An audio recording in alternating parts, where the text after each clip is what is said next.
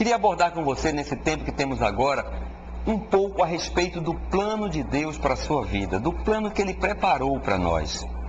Porque certamente Deus, quando nos criou, Ele simplesmente não nos jogou no mundo, não fez de nós alguma coisa que vai ficar vagando por aí, esperando a sorte para ver o que acontece.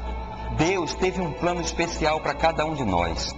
E é sobre um pouco desse plano que eu queria falar com você nessa manhã, para que você possa se conscientizar do que Deus quer para você, do que Deus quer para mim, do que Deus quer para nós todos aqui nessa terra. Antes disso, eu queria falar um pouquinho a respeito de uma característica de Deus. Eu queria convidar você a abrir a tua Bíblia, se você tem uma Bíblia por perto, na primeira epístola de João, 1 João capítulo 4, que fala um pouco de uma característica de Deus que é muito importante para nós, para que a gente possa dar credibilidade àquilo que Deus tem para nós. Em 1 João, no capítulo 4, no versículo 16, diz o seguinte: e nós mesmos conhecemos o amor que Deus tem por nós, e cremos nesse amor. E ele diz: Deus é amor. Aquele que vive no amor, vive unido com Deus, e Deus vive com ele. Veja, o que eu quero que você entenda aqui é uma grande realidade, que Deus é amor. A palavra de Deus não diz que Ele sente amor. A palavra de Deus não diz que Ele vai adquirir amor, que de uma hora para outra Ele vai sentir amor por nós. A palavra de Deus diz que Deus é amor. Ou seja, todas as características de Deus também estão no amor. Deus não depende do nosso sentimento, da nossa boa vontade, da nossa atitude para manifestar uma coisa que já é dele, ou seja, o amor. E o amor de Deus é bem diferente daquele que nós conhecemos aqui. Por isso eu estou falando sobre o amor de Deus, que Deus é amor, para que a gente possa entender um pouco da finalidade, do motivo do plano de Deus para a nossa vida. Aqui, normalmente, quando nós falamos em favores, quando nós falamos em benefícios, a cultura que nós aprendemos nos ensina que sempre tem um preço para alguma coisa. É o famoso toma lá, dá cá. Se eu vou receber alguma coisa, certamente eu terei que dar alguma coisa. Quando eu penso em dar alguma coisa, não é porque eu queira dar, é porque eu estou pensando em receber algo em troca. Mas a Bíblia fala que esse amor que Deus é, esse amor de Deus é um amor diferente. É um amor que não tem nenhum tipo de interesse. É um amor que não busca recompensa. É um amor que se alegra mais em dar do que em receber. É um amor que busca apenas abençoar, que busca apenas atingir aquele que está próximo. Qual interesse Deus teria em nós? Por que será que Deus poderia fazer alguma coisa buscando algo em troca? O que eu e você teríamos para oferecer a Deus? Será que riquezas? A Bíblia diz que o meu Deus é dono do ouro e da prata.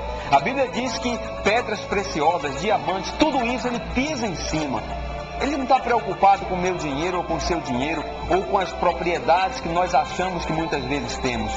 Então, o que Deus queria de nós, o que Ele poderia se interessar para oferecer a nós um plano especial de vida? Não tem nada em mim e em você que pudesse chantagear Deus, que pudesse fazer com que Ele se comovesse para fazer alguma coisa para nós. O grande plano de Deus para a nossa vida foi, Ele nos criou. Ele nos criou como suas criaturas. E a partir desse momento, quando Ele nos deu um pensamento e o homem entrou em pecado, o homem o desobedeceu, o homem se distanciou dele, o homem se afastou e criou uma barreira entre Deus e o próprio homem. A partir daí, Deus teve um plano maravilhoso para resgatar esse homem de volta. O grande plano de Deus foi gerar filhos. O grande plano de Deus foi gerar filhos em uma nova família. A Bíblia diz que Deus, por ter tido esse plano, Ele fez tudo o que precisava para que essa aproximação se chegasse. Porque Deus, meu amigo, não está procurando em nós empregados. Ele não está procurando em nós pessoas para fazer serviços para Ele.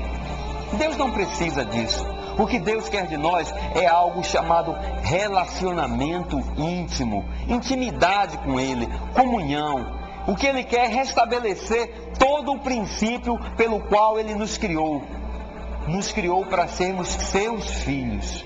E Deus não faz distinção em ninguém. Deus não criou pessoas para irem para o inferno e pessoas para irem para o céu. Deus criou filhos, Deus gerou filhos para que todos esses estivessem juntos com Ele. A palavra de Deus diz, lá no livro de João, capítulo 3, no verso 16, que Deus amou o mundo, Deus amou a humanidade, Deus amou o homem de uma maneira tão extraordinária, de uma maneira tão grande, que Ele resolveu dar o seu Filho, oferecer o seu Filho, Jesus. Para quê? Para que todo aquele, a palavra diz, todo aquele que nele crê, não pereça, mas tenha a vida eterna. E essa vida eterna não é longe de Deus, essa vida eterna é próxima dele, essa vida eterna é com Ele, junto dele.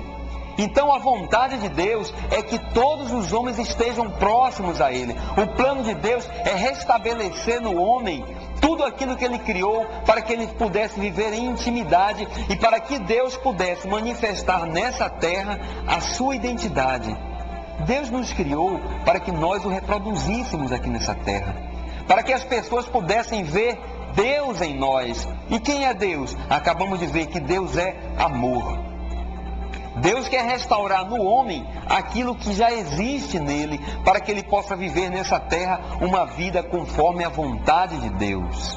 E Deus quer fazer isso com todos os homens, absolutamente todos os homens.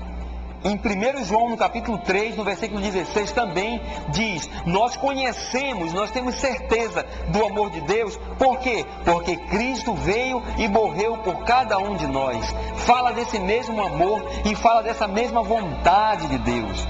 Deus não quer excluir ninguém desse plano. Deus não quer tirar ninguém fora desse plano. Ele quer que todos nós estejamos juntos, como família, como pai e como filhos amados. Em 1 João não, no livro de João, no capítulo 1, no versículo 11, diz que Jesus, Ele veio para os seus, mas os seus não o receberam. Mas todos quantos o receberam, mais uma vez ele generaliza dizendo que são todos aqueles que receberam o seu Filho, a esses Ele deu o poder de serem feitos filhos de Deus. Esse é o plano de Deus para nós. Essa é a estratégia de Deus para nós. Esse é o propósito de Deus para nós. Que todos nós estejamos juntos com Ele como filhos. Para quê? Para viver tudo aquilo que Ele quer para nós. Paulo, quando escreveu ainda a Timóteo, na primeira carta de Paulo a Timóteo, capítulo 2, no versículo 4, ele diz que é a vontade de Deus. Ele diz que Deus quer que todos os homens sejam salvos e tenham pleno conhecimento da sua verdade. Para quê? Para que sejam libertos, para que vivam sem pecado, para que vivam longe de condenação, para que vivam a vida que Deus quer para nós aqui.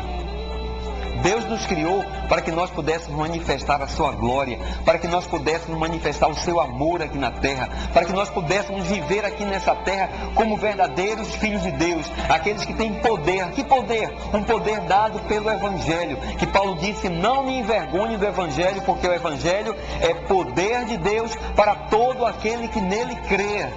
Então o que nós estamos oferecendo a você nessa manhã é a oportunidade de você se encaixar no propósito que Deus tem para a sua vida.